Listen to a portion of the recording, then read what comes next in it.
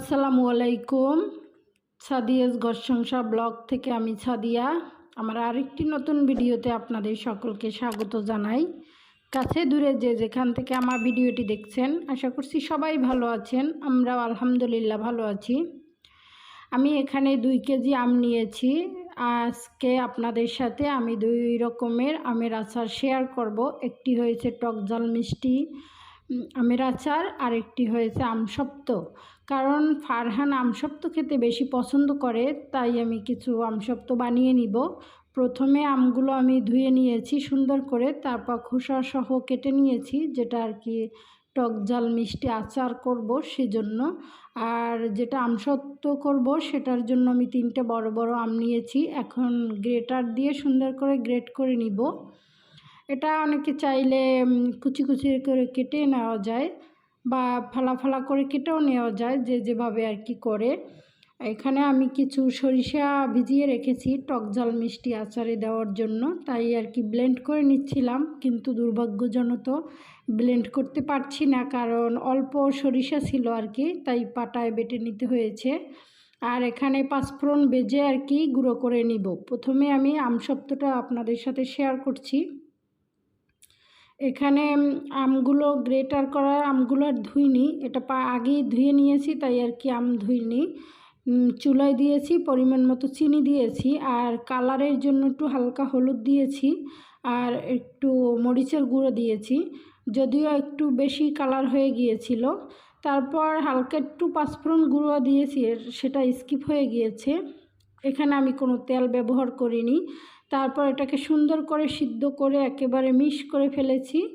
তারপরে 2টা প্লেটে করে আমি রোদ্রে দিয়ে দিব। প্রথমে প্লেটে একটু তেল ব্রাশ করে নিয়েছি, তারপর এটাকে সুন্দর করে আর কি মেখে নিব আর কি, প্লেটের সাথে সুন্দর করে লাগিয়ে নিব।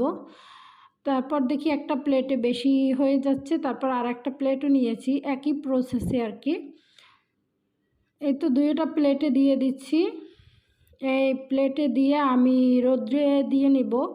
বেশি 2-3টে রোদ্রে দিলে বেশি ভালো হয়। আর আমার হাতে যেহেতু সময় কম ছিল, যেহেতু ভিডিও করছিলাম, তাই একটা রোদ দিয়ে আমি কেটে নিয়েছি। আর কাটার পরে আর কি আমি রোদ্রে 2-1টা দিয়ে নিব। এই তো আমি একটা রোদ্রে দিয়ে তারপর একটু কেটে আপনাদের দেখিয়ে দিচ্ছি। অনেক মজা হয়েছিল খেতে, কিন্তু এরকম করে দেখতে পারেন, বেশ কিছুদিন থাকে আর বাচ্চারাও পছন্দ করবে। অল্প উপকরণ দিয়ে আমি 2টি আমের আচার বানিয়েছি, আশা করছি আপনাদের ভালো লাগবে। এই তো কেটে একটা বোটে দেখিয়েছি, এটা যদি আরেকটু রৌদ্রে দেওয়া হয় তাহলে কিন্তু আরও ভালো লাগবে আর কি, ভালো হবে, নষ্টও হবে না, বেশ কিছুদিন ধরে খাওয়া যাবে।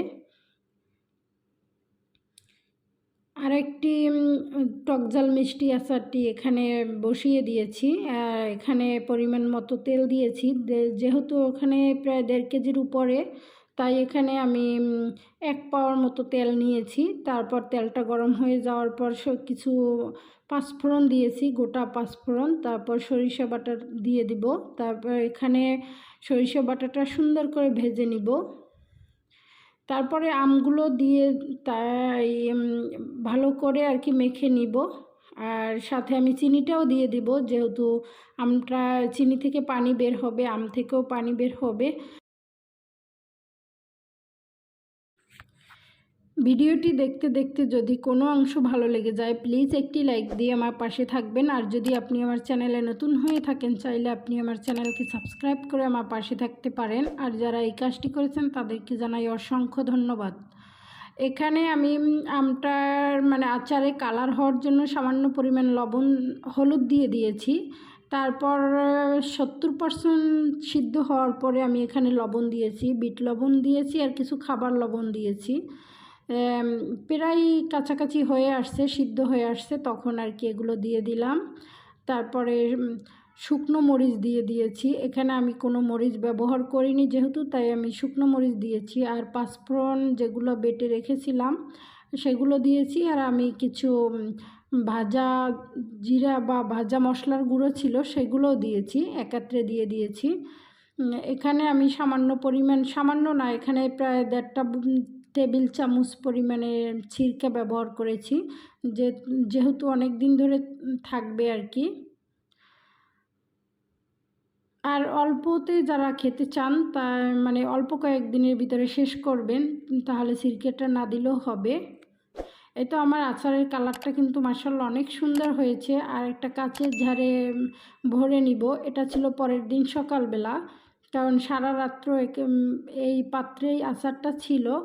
আর কাচের জারটাকে সুন্দর করে শুকিয়ে নিয়েছি ধুয়ে। এখন কাচের জারে ভরে নিব। আর এটা অনেক দিন ধরে ভালো থাকবে।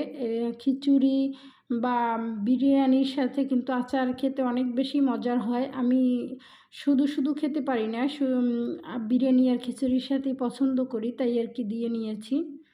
বেশ কিছুদিন যাবে। আরও যদি সময় পাই তাহলে আরও কিছু আচার দিয়ে নিব। আমার ভিডিওতে যদি কোনো ভুল ত্রুটি হয়ে থাকে প্লিজ সবাই ক্ষমা সুন্দর দৃষ্টিতে দেখবেন। এখন এই জারটাকে সুন্দর করে মুছে নিব। আর আমার ভিডিওটি এখানেই শেষ করছি। সবাই ভালো থাকবেন, সুস্থ থাকবেন। আল্লাহ হাফেজ। আসসালামু আলাইকুম।